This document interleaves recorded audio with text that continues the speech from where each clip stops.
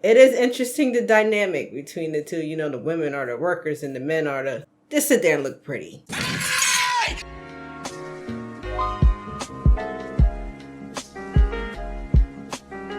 We are back with some more Seth, and today we're going to be checking out Nation's Review. I do not know what the game is, but I'm here to learn. Hey people, Seth here. Imagine living in a world much like our own, but a horrific distortion, where men are systematically oppressed, objectified, and enslaved, where the only two options in life are going to the forest to acquire berries and going to the gym to acquire a toned physique. Such a dystopia can be experienced in The Nations, which is actually the second game in a series. In German, it's called Die Volke 2, but in English, we don't use numbers in our game titles. Numbers are for confusing the taxpayer. This game was released, developed, and published in Austria 2001. Today, I'll be covering games my mom likes in the event that she finds this channel and finds out that I am, in fact, not working as a stockbroker. At this point, the lie is so deep that it's no longer a lie. I've had to learn about stock options to live this double life, and I have to trade shit coins to sell the fiction. To get started, you need a time machine.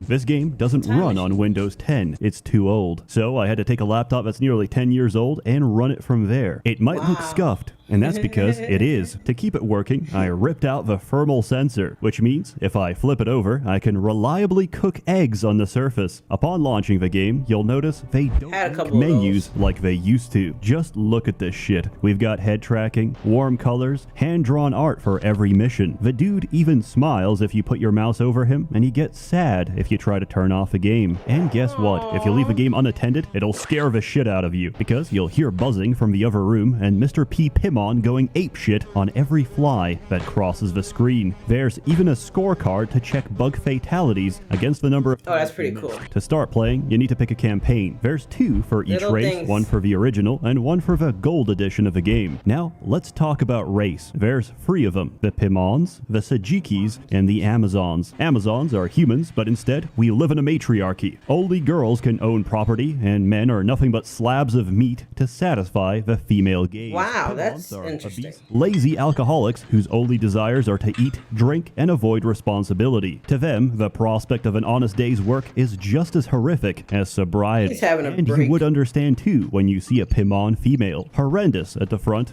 but holy shit, business at the back. I've heard the cliche of "that's no ass, it's a dump truck," but in this case, that's no dump truck. It's an international cargo freighter. And the Sajikis are actual, literal bugmen who plan to backstab you the first chance they get. Luckily, they're completely retarded and will often betray each other before they manage to betray you. Gameplay is a bit unorthodox. You can't control your citizens directly, you can only influence them in the right direction. The life cycle of an average citizen is very intense. One day, you're born. The next, you're a teenager that's ready to enter the labor force, which operates on a planned economy. The moment you join the labor force, you move into your government-assigned flat and get married to your government-assigned girlfriend. The day after that, you give birth to another two kids and repeat the cycle. You can tell Austrians made this game because they're aliens that consider 6 p.m. as bedtime, which is the time each game day ends and proceeds to the next. As your settlement expands and your population explodes, you're going to need better technology. To get that, you're going to have to build a laboratory. Once you do, every scientist in the free market is going to break down your door looking for a job. This game contains a highly realistic depiction of academic research. Those two students are highly affordable, yet highly incompetent. While masters and PhDs research much faster, they also demand a higher salary. But ironically, the faster they work, the faster I'm gonna fire them. Each mission, your civilization has an evolution level, of which there are three, which I like to call the village, the city, and the state. Advancing in evolution gives you more technology, but also gives you more responsibilities. For example, evolution level 2 gives you bread, but also gives your citizens a hunger for pastries. And if you can't provide their daily croissant, then guess what? They're going to turn into hardened criminals, and they're going to get their baked goods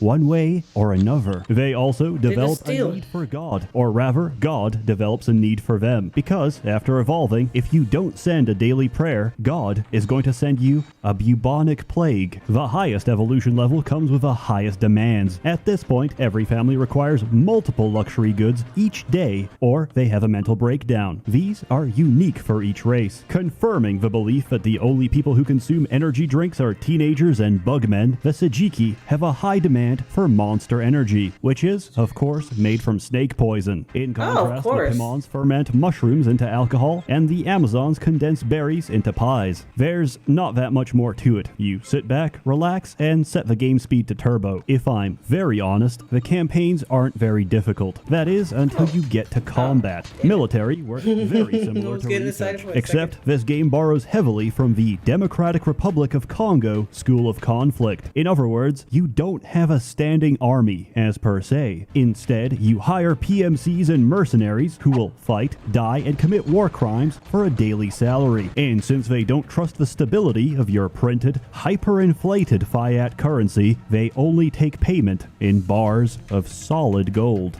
Or sausages, and pastries, and really whatever else you offer them. Honestly, they'll take anything. Military are the only units you can directly control, and usually victory is a question of who has the most gold to fund the largest private military. So, how do you make the most gold? Well, by trading. Unfortunately, in this game, the commodity market is entirely monopolized. By who, do you ask? By the same people who monopolized childbirth.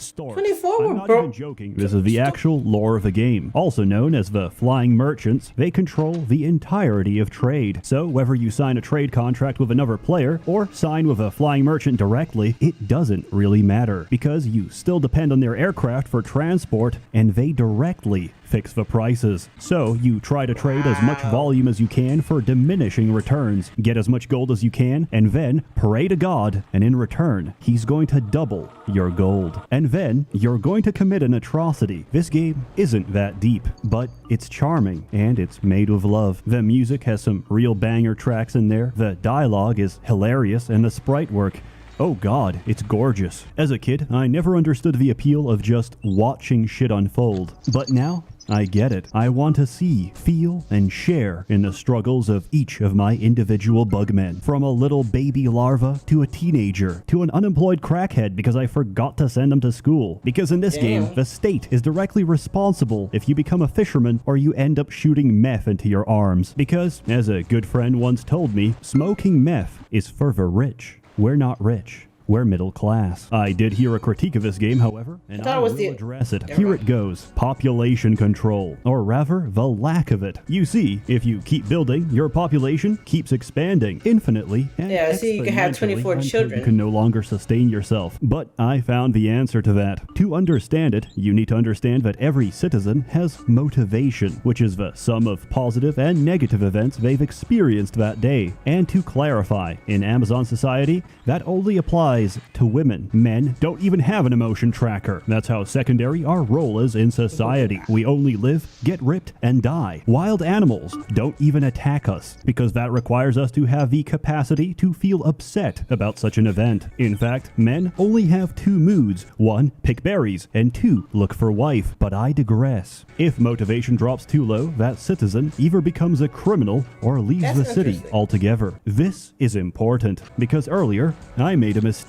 There's free evolutionary levels to civilization, but in reality, they are the village, the city, and the police state. Because in a game without contraceptives and reproductive policy, the only means of population control is to arrest everyone. We don't have to build homes because we can build prisons instead. You see, at a certain level, we can no longer afford to keep everyone happy. Off topic, but I feel like The Sims should put a jail in there.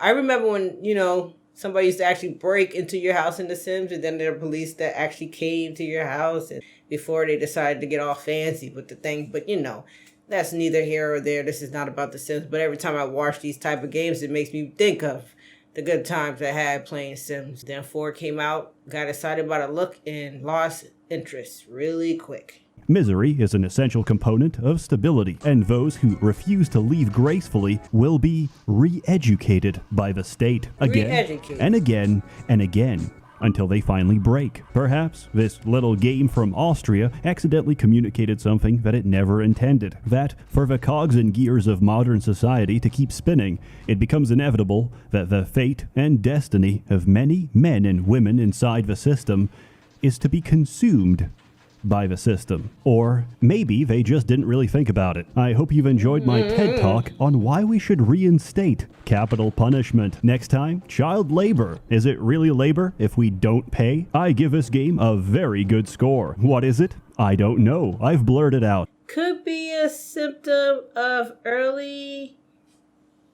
You got it.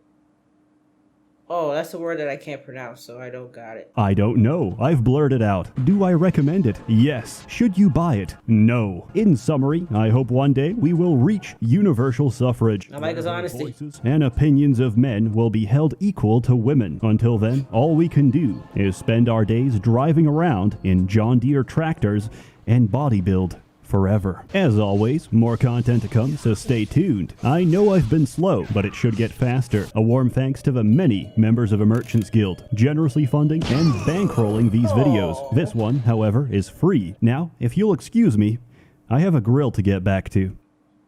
It doesn't look like my kind of game to play, but it is interesting, the dynamic between the two. You know, the women are the workers and the men are the... Just sit there and look pretty. It's weird. I wasn't expecting that part. I don't know. I'm just not used to seeing stuff like that. But nonetheless, the Nation review video, well done. Game itself, I don't know. But there we go, Blaze Squad. I hope you guys enjoyed. If you did, make sure you blaze the like button. And if you made it all the way to the end of this video, go ahead and comment, "It's raining men." And I will see you guys in the next video.